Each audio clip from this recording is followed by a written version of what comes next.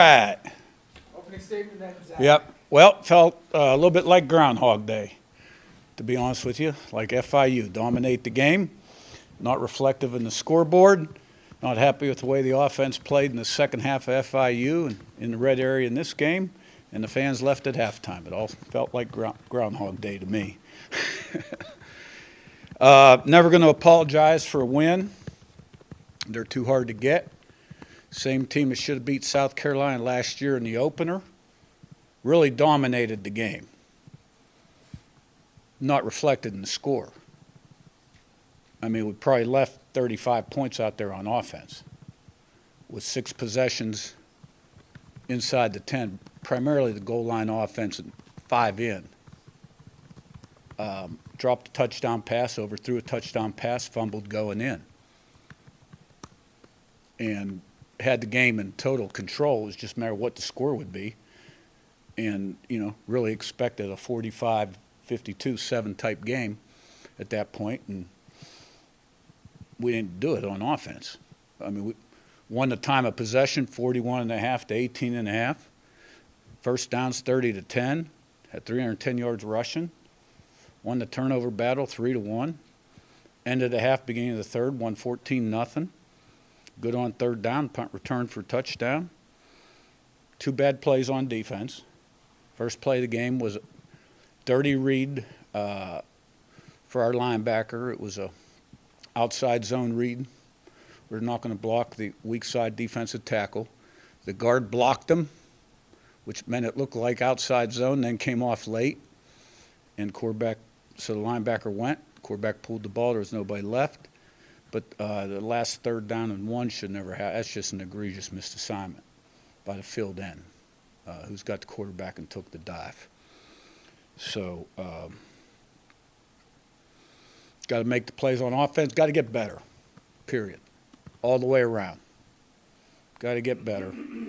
And we should get much better this week. Now, team we're going to play, Kennesaw State. Lost by 1 point to a Power 4 opponent last week. Brand new coach. High tempo offense. They can go at warp speed and they can slow it down. Defense, guys run around good. Held Wake Forest to 9 points. I mean, they missed an extra point and a field goal. Lost 10-9. So we got to be ready to go. They beat Liberty last year when Liberty was undefeated. Their first team beat Liberty, the old staff. So, looking for improvement. Questions?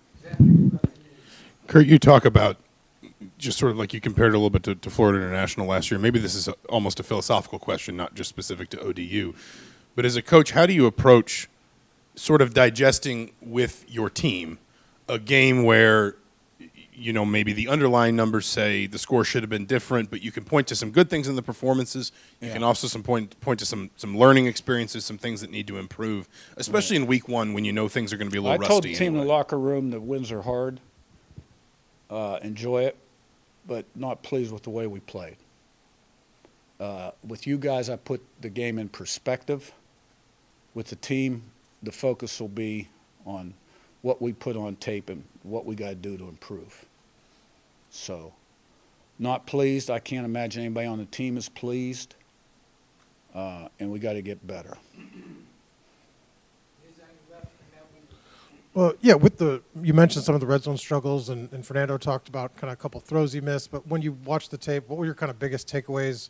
Maybe especially in the run game when you got at the one. The first one you get down there, you got 1st and 1 at the 1. They jumped into a different front than they had shown the previous year, but still, you got to be able to gain a yard. We had a running back take the wrong footwork and the wrong course one time. We had a missed assignment up front one time, and then 2 poor blocks, and then on the 4th down pass, didn't make the right read. Then got down there again and had 2 more missed assignments in the run game. I had to settle for a field goal, and we scored 2 touchdowns. Then we're really running the ball really well. We're up 27-7. And, they were running the clock in the second quarter. End of the second quarter, they're milking the clock. I mean, they were tired. They were gassed on defense.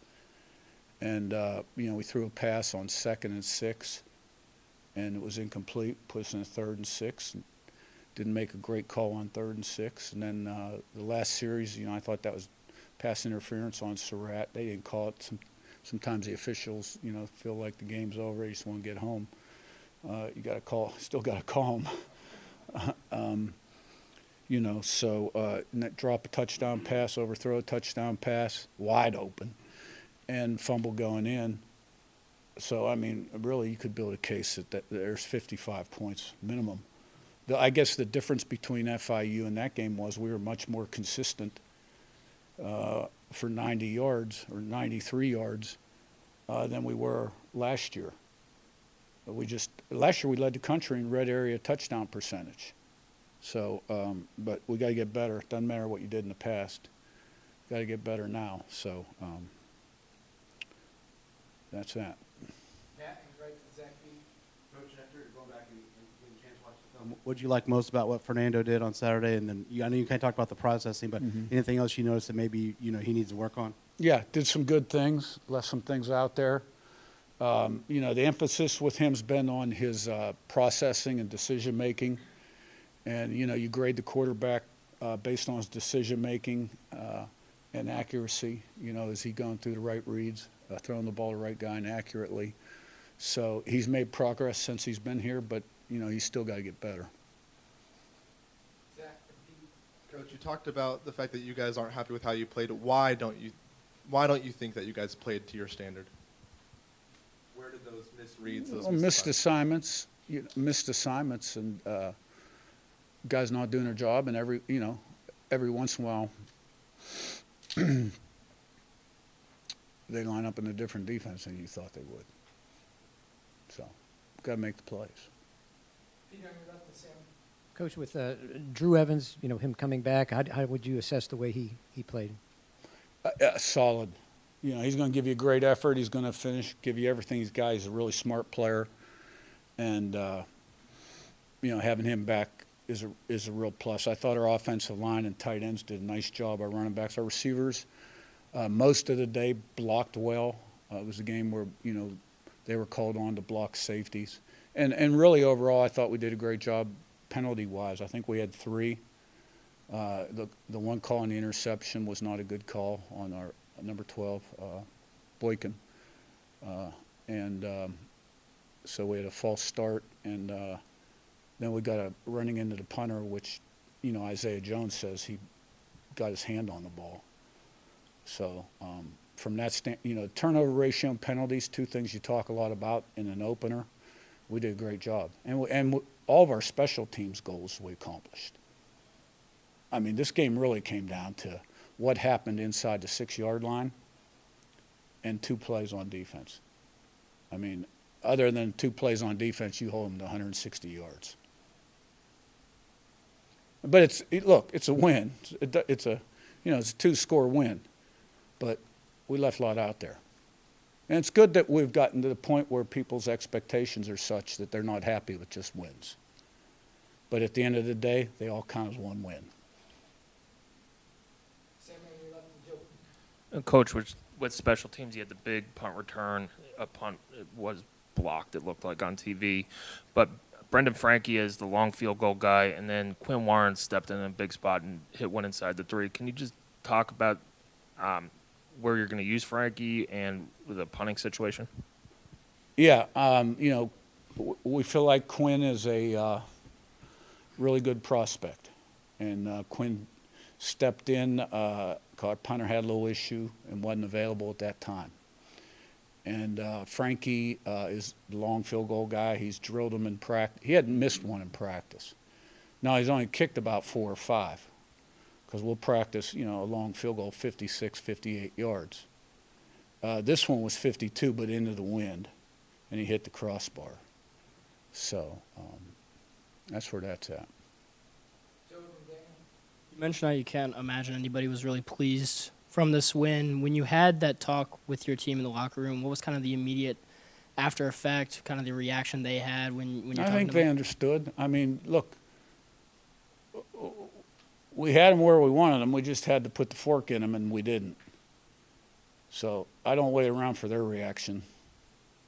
I'm the critiquer. You've been high on Amari for a while.